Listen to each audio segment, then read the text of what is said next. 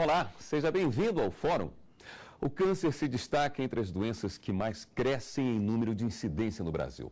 De acordo com a Organização Mundial da Saúde, mais de 20 milhões de pessoas serão diagnosticadas com a enfermidade até o ano de 2030. E tem mais. Estima-se que até o final de 2015, o país vai contar com mais de 570 novos casos da doença. Quais os direitos sociais das pessoas que convivem com o câncer? Vamos assistir uma reportagem que mostra um pouco o caso de Dona Maria Lucília, que foi diagnosticada com a doença há 21 anos, mas até os dias de hoje tem a sua rotina afetada. No Brasil, a pessoa que tem câncer é amparada por uma série de leis, mas nenhuma específica sobre a doença. É por meio dessas legislações que a pessoa pode conseguir ter alguns benefícios. Dona Maria Lucília buscou ajuda. Há 21 anos descobriu que tinha câncer nas duas mamas. Por causa da doença, teve que parar de trabalhar. Uma das consequências foi a perda de força nos braços.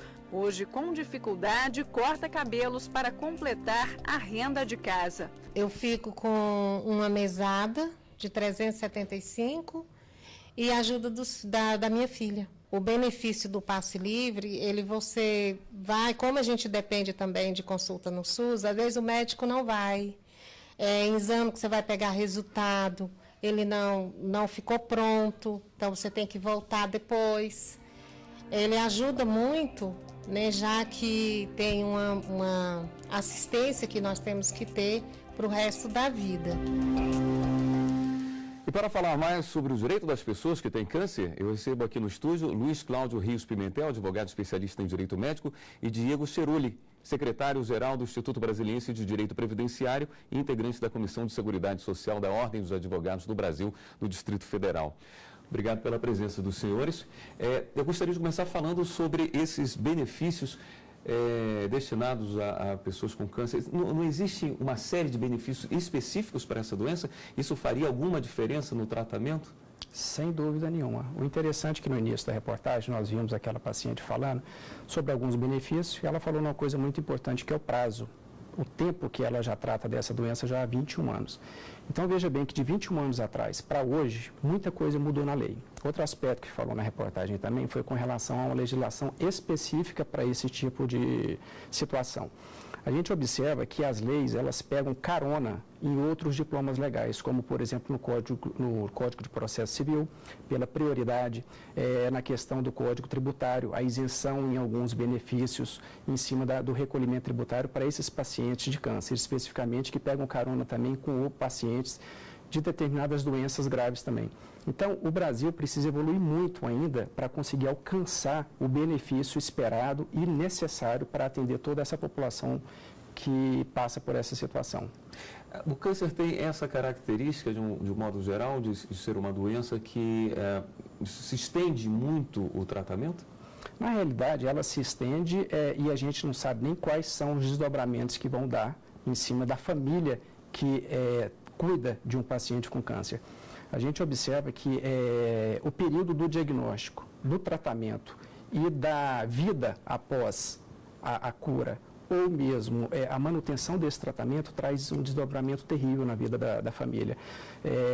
Movimenta toda a família em prol desse paciente. Então, as pessoas, elas conseguem benefícios não somente e especificamente para o paciente, mas para aquelas pessoas que assistem também o paciente. Um cuidador, um pai, os dependentes e todo o núcleo familiar, ele tem que ser atendido com relação a esses benefícios. Quais são os benefícios que normalmente são estendidos às famílias, já que o doutor lembrou bem? Por exemplo, a aposentadoria é algo que pode ser pedido também para o cuidador? Sim, aposentadoria ao cuidador, não. Mas hoje a Lei 8.213, que regula os benefícios do regime geral de previdência, aqueles do INSS, tem direito ao auxílio acompanhante, que nós chamamos, que é um adicional de 25% sobre a aposentadoria por invalidez. Hoje os tribunais, especialmente a Turma Nacional de Uniformização dos Juizados Especiais Federais, já têm entendido que esses 25% pode inclusive ser estendido a outras espécies de benefício, com aposentadoria por tempo de contribuição e etc. Aposentadoria por idade, aqueles casos em que a pessoa aposentou e logo depois contraiu o câncer ou contraiu lá na frente, hoje necessita do auxílio de um terceiro. Hoje, ao servidor público, não existe este benefício de 25%. O servidor público que aposentou de forma proporcional e que esteja com câncer tem direito a integralizar a aposentadoria, caso ele tenha aposentado proporcionalmente. Essa aposentadoria para o paciente, em que momento que ela pode ser pedida? Assim que se consegue o diagnóstico? É algo relativamente simples e rápido de se conseguir? Deveria ser simples e rápido, mas muitas vezes o INSS faz questão de turbular o processo administrativo, gerando várias demandas judiciais, né? A partir do momento que a pessoa se vê diagnosticada com a doença, com o câncer, existem algumas prerrogativas, como, por exemplo, a isenção de carência. Para isso, a pessoa não precisa cumprir as 12 prestações mensais do INSS para ter direito. Se ela foi diagnosticada com câncer com 2 meses que se filiou, ela tem direito a ter a isenção dessa carência, certo? Entre outros benefícios que a pessoa poderia ter. Mas a partir do momento que ela descobriu a doença instalada, ela tem direito a requerer a aposentadoria por invalidez. E no INSS ela vai passar por perícias, vai ser avaliados os documentos, os exames, os laudos médicos, para ver se ela realmente tem direito e em qual grau essa doença está, se ela é curável ou não, se ela está em metástase ou não, o que é muito difícil de se arbitrar. Perfeito. Havendo uma possibilidade de cura, os benefícios são suspensos, então? Não, os benefícios, hoje, já por decisões muito recentes, eles já deixaram de ser suspensos com relação a isso. Agora, o interessante ressaltar é o seguinte, que nós, pessoas que estamos em pleno gozo da nossa saúde, já temos dificuldades em resolver todos esses problemas, até mesmo de aposentadoria. Imagine uma pessoa que está numa condição de hipervulnerabilidade. Hipervulnerabilidade com relação a todos os aspectos da vida social. Com relação ao plano de saúde, com relação ao INSS, com relação à sobrecarga tributária que o país tem, com relação ao atendimento médico. Então, o Brasil, ele já desenvolve uma política de proteção e uma política de atenção específica ao paciente do câncer há mais de 100 anos. Desde a década de 20 que isso vem sendo adotado em benefício do paciente do câncer. Só que o que a gente observa é que, com toda essa carga emocional que essa situação já acomete ele e a família também, é difícil a gente falar em tramitar, em pleitear alguma coisa por meio da justiça. Gostaríamos nós que o Brasil estivesse a tal ponto que as coisas pudessem ser resolvidas de forma administrativa e rápida, porque nós, operadores do direito, nós caminhamos de forma muito mais lenta do que a evolução da doença, exatamente, do que a evolução da medicina. Então, esses são questionamentos durante o tratamento que aparecem com relação a inovações tecnológicas, com relações a remédios, a medicações. Imagine você que quando a gente fala do processo de reconstrução da mama após uma cirurgia, imagine você que até pouco tempo atrás isso era colocado como uma cirurgia de reconstrução estética, sendo que a política de recuperação, a política de saúde pública de recuperação do paciente desse, ele não prevê só aquele aspecto físico, ele trata toda a condição emocional de um paciente numa situação dessa. Imagine o quanto é importante uma reconstrução de mama para uma mulher que acabou de passar por uma mastectomia. Então, há pouco tempo atrás é que o Brasil vem adotando essa política de que se faça cirurgia imediatamente após a mastectomia, para que se evite 2 situações cirúrgicas na vida da paciente. Então, a gente consegue, assim, a passos lentos, conseguir a evolução nesse processo de forma a atenuar o sofrimento de quem está passando por essa situação. Agora, quanto aos benefícios previdenciários em si, depende muito do caso. Se o câncer for totalmente curado, a pessoa já estava aposentada por invalidez, tá? E ele for totalmente curado, isso for comprovado pelo INSS dentro do seu período de revisão do benefício, ele pode ser cessado. É a diferença hoje dos benefícios tributários, por exemplo, uma isenção de imposto de renda, onde recentemente o STJ decidiu que ele não cessa, mesmo a doença tendo sido ceifada, o benefício da isenção não cessa. Esses benefícios, eles são pleiteados individualmente ou quando existe o diagnóstico de câncer, já vem um pacote destinado ao paciente? Deve-se primeiro passar no INSS para depois ingressar na Justiça. Hoje, com os juizados especiais federais, os processos andam muito mais rápido. Os benefícios que a legislação ela tenta trazer são dos aspectos previdenciários, tributários, administrativos, processuais, entre outros. Então, a pessoa, na realidade, diante de todo aquele tumulto, já com o tratamento, já o seio familiar totalmente comprometido, ela tem que mudar todos os aspectos da vida civil. Cada instituto, quando a gente fala das questões administrativas, por exemplo, ela passa a ter prioridade com relação ao atendimento na Receita Federal, ela passa a ter prioridade com relação aos trâmites processuais, diferente do princípio da celeridade processual. Ela passa a ter prioridade, assim como os idosos também passam a ter essa celeridade. Ela passa a ter, por exemplo, no atendimento ao INSS, isso tudo nós estamos falando de questões administrativas. Ninguém quer, num momento de dor como esse, mesmo que não fosse um câncer, quando a gente fala da amplitude dos problemas de saúde no Brasil, a gente poderia estar falando que quem quer discutir uma situação dessa na porta de um hospital, brigando por atendimento, brigando por uma UTI, brigando por um atendimento digno. Diga-se de passagem que a gente discute muito e vê a mídia discutindo essas questões quando se fala na busca por remédios de fins terapêuticos. Na realidade, a gente observa as pessoas brigando nessa situação do câncer por remédios para atenuar a dor. Imagine só a mazela e o tamanho do sofrimento que a população ainda não passa. E vamos além disso, né? A gente pode falar, por exemplo, também que nós estamos trabalhando hoje com 200 milhões de habitantes no Brasil. 50 milhões estão amparados pelo regime de saúde suplementar, 150 pelo SUS. O que gasta-se o plano, as operadoras de saúde complementar com o paciente comparado ao que o SUS gasta, há uma diferença de quase 20 vezes. Então, será que essa população, mesmo com todos esses benefícios, ela está conseguindo ser assistida da forma correta, com dignidade, com humanidade, com apoio que realmente ela merece?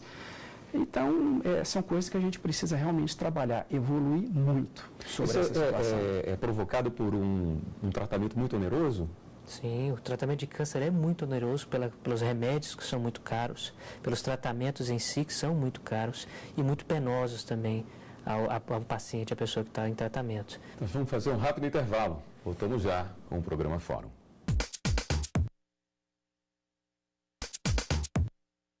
O Fórum está de volta e conversa hoje sobre o direito das pessoas que têm câncer. Me permitam provocá-los um pouquinho. Essa doença tem umas características muito próprias. Muitas pessoas, quando se veem acometidas por ela, muitas vezes procuram por tratamentos, inclusive alternativos, ou que ainda não são reconhecidos pela comunidade médica, e aí provocam o judiciário, tentam de todas as formas, logicamente é de se entender, garantir uma vida melhor ou a cura do câncer. Essas situações também não precisam de um bom filtro no judiciário?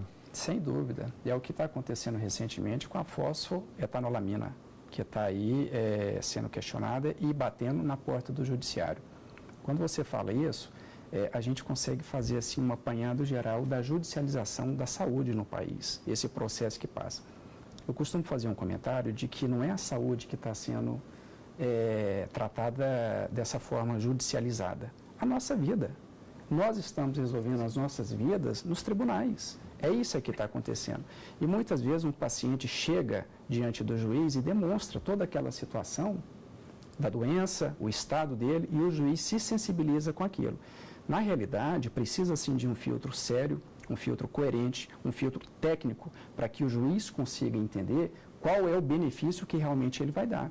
Porque imagine você se o juiz determina que forneça-se aquele remédio off-label, ou fora de previsão, ou fora de condições técnicas de atendimento, muitas vezes ele pode estar causando um dano maior à saúde do paciente do que o benefício pela autorização de que se conceda aquele tipo de medicamento. Então, são as situações. Os órgãos não se comunicam, a Anvisa não se comunica, os institutos não se comunicam, é a burocratização de tudo. Então, a gente precisa realmente de um corpo técnico mais específico para que trate dessa situação. Na realidade, são processos lentos, mesmo porque quando a gente trata de medicação para essas doenças graves, envolvem muitos interesses. E a gente não sabe certamente qual que é o interesse predominante em cima disso tudo. O que a gente percebe é que os juízes, eles têm se sensibilizado de forma muito positiva no atendimento dessas demandas. Quais seriam os benefícios desejáveis para pessoas com câncer que ainda não estão à disposição? Por exemplo, recentemente foi interposta pela Federação dos Aposentados de Brasília, em conjunto com a Associação dos Portadores de Alzheimer, a ABRAS-DF, e a Associação Brasileira dos Deficientes Visuais, um projeto de lei que interrompe a decadência ou não deixa ela contar para quem tem as doenças, o câncer, o Alzheimer, ou a deficiência visual e etc. Todas que estão arroladas no decreto do Ministério da Saúde. Então, para essas pessoas, a decadência do direito de revisar o benefício, por exemplo, não ocorreria. Dentre outros direitos, por exemplo, a questão do auxílio acompanhante. Será que só cabe mesmo ao aposentado por invalidez? Será que não caberia ao aposentado por tempo de serviço na lei que seja portador de câncer ou seja portador de Alzheimer? Por que só o aposentado por invalidez? Por que a justiça tem que resolver isso e não a lei? E isso muitas vezes se deve ao atraso e à burocratização do processo legislativo. As pessoas, quando se descobrem com um câncer, com essa doença, a quem deveriam procurar? Olha, no início, eu tenho conhecimento de causa disso, bate um desespero muito grande. O que eu vou fazer? Porque a gente tem duas situações distintas no país. Uma daquelas pessoas que estão assistidas pelo SUS e outra daquelas pessoas que já estão num plano complementar. Esse plano complementar, ele é o quê? É a autogestão, as cooperativas médicas, as operadoras de saúde que tratam esse percentual da população. Mas o desespero é generalizado, porque as pessoas não têm informação, elas ficam muito refém da atuação do médico nesse processo todo, no encaminhamento. Outro ponto importantíssimo é a relação médico-paciente. Talvez uma oportunidade que o plano de saúde ele tenha um pouco mais de ligação nessa relação médico-paciente. E o paciente do SUS, às vezes, ele tem que procurar um atendimento que muitas vezes nem na cidade dele tem. Existe até mesmo uma lei que prevê esse tipo de atendimento ao paciente. É possível? É possível, sem dúvida. A lei prevê. Agora, de que forma ele vai conseguir isso por meio do Estado, da Prefeitura, do SUS, que é muito complicado. Então, o desdobramento disso na vida pessoal dele é muito grande. Agora, a pessoa que está doente nesses rincões no interior do Brasil, ela tem que procurar um centro. Nós estamos falando de pessoas que moram em capitais. Imagina quem está no Amazonas. Recentemente, o Hospital do Câncer de Barretos, ele abriu no norte do país uma filial para atendimento. Eles se sensibilizaram com essa situação em função do grande número de pessoas. E a sensibilidade e a percepção deles foi o quê? O desgaste. Já não basta a pessoa estar doente, ainda ter que se deslocar uma distância dessa para procurar um tratamento longe da família, desprovida financeiramente, passando por um tratamento que sabe-se lá quanto tempo vai demorar. Então, são situações que o Brasil precisa melhorar muito. E é interessante que essas pessoas busquem casas, centros, associações que tenham o mesmo e comunguem da mesma vontade, da mesma razão social. Por exemplo, a OABDF em Brasília tem a FAJ, que é o Fundo de Amparo Jurídico de Assistência Judicial, como se fosse uma defensoria pública. Se a pessoa tiver qualquer dúvida, busque a defensoria pública, busque a OAB, informe-se dos direitos que tem e corra atrás deles. É o que a gente orienta. Então, junte-se a uma associação, uma entidade que lute pelo direito dessas pessoas, que elas estão sempre bem munidas de informações de como até mesmo proceder de forma mais fácil. Além dessa falta de amparo, existem alguns outros problemas que a pessoa com câncer pode sofrer, como um preconceito pela sua própria condição, como, por exemplo, uma dificuldade para financiamento, para ingressar em plano de saúde? Existe alguma restrição em relação a isso? Sim, muito. Depende do contrato, né? Alguns sistemas de financiamento, por exemplo, do SFH, depender do banco, não permite que a pessoa entre ou dificulte, aumente a taxa de juros, diminua o prazo de financiamento. Isso dentro de uma legalidade? Não necessariamente, porque o Código de Defesa do Consumidor pode entender como abusivo e, se aos olhos da Constituição e do Código Civil, pode entender como uma distinção desleal aí entre as pessoas, uma desigualdade que não deveria existir. Os planos de saúde, eles costumam colocar os preços lá em cima. Inclusive, aquele que já está no plano, que se descobre de câncer ou completa, por exemplo, 60 anos de idade, eles costumam dar um aumento estratosférico no valor. As pessoas devem buscar a justiça está reconhecendo a abusividade desses aumentos e dessas cláusulas distintas e desiguais a certas pessoas. Essas cláusulas, por exemplo, são cláusulas de sinistralidade. O plano de saúde ele é matemático, ele prevê aquilo, mas muitas vezes ele faz isso de forma extremamente abusiva. Então, deve-se sim procurar a defensoria pública, deve-se sim procurar um advogado. Quando ele fala, por exemplo, do financiamento, eu vou falar sobre um direito que o paciente do câncer tem, ou um paciente acometido de uma enfermidade grave, que é a quitação de um financiamento, por exemplo, seja ele imobiliário, seja ele veicular. Na realidade, isso vem por meio de um seguro que prevê esse tipo de situação e que faz a quitação do financiamento. A intenção disso é fazer com que o paciente ele tenha uma condição de vida melhor após a quitação desse financiamento. Essa informação chega quando a pessoa é diagnosticada com câncer? Eu acho difícil a pessoa ter condições de pensar nisso tudo. A vida da pessoa realmente ela vira de pernas para cima. É uma situação em que a pessoa precisa estar muito bem amparada e muito bem estruturada. Não ela particularmente, mas as pessoas que estão ali para poder ajudá-la. Em caso da pessoa estar com algum processo na justiça, tem uma previsão também de um andamento mais rápido? Então, sim, como o doutor havia informado anteriormente... Mesmo não sendo relacionado a problemas com a doença, sim, um outro processo? Sim, eles têm direito a uma prioridade de tramitação, que não pode se confundir, como o doutor bem asseverou antes, com a celeridade. Céleres todos os processos devem ser. Alguns têm direito à prioridade, os idosos, os portadores de câncer, os portadores de Alzheimer. Pessoas com doenças graves têm direito a essa tramitação justamente pelo período menor de sobrevida delas. Tá? Mas, assim, direito em si a mais no processo não atrapalha nem ajuda. Muitas vezes, na Justiça Federal, várias pessoas estão cobrando a mesma coisa. Vários têm prioridade, ou porque é idoso, ou porque é doente, ou porque tem câncer, ou porque tem Alzheimer. Aí você pede uma prioridade, a prioridade passa a ser a regra e não é a exceção. Então, muitas vezes reclamam, eu tenho prioridade, eu sou idoso, mas todos lá são.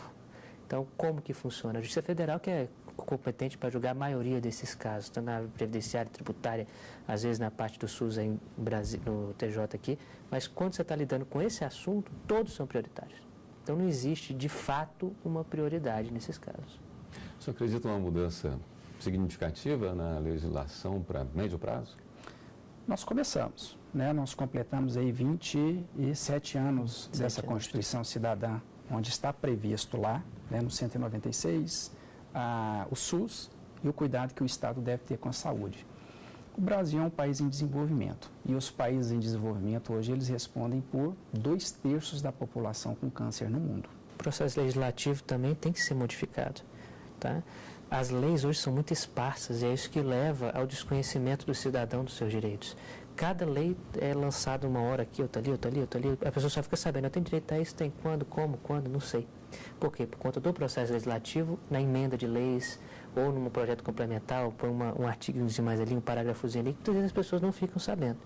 Então, uma reestruturação, às vezes, legislativa seria interessante, principalmente na área previdenciária, onde todo santo dia muda-se alguma coisa. E como que as pessoas acompanham isso? Fica bem complicado. E como que o médico dá conta disso? E como que o operador de direito dá conta disso? E como que o paciente passa a ser vítima não só da doença? Exatamente.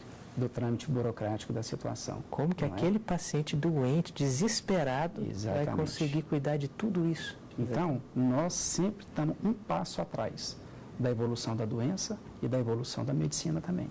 A gente precisa correr muito para alcançar isso, para dar mais cidadania para a população. Muito bem. Gostaria de agradecer muito a presença do senhor e essa luz que trouxe sobre o tema e que precisa ser desenvolvido, esse assunto que continue presente para que mais pessoas saibam dos seus direitos e tenham acesso a todos esses benefícios e que os benefícios cheguem no número suficiente para que possam ter uma vida como merecem.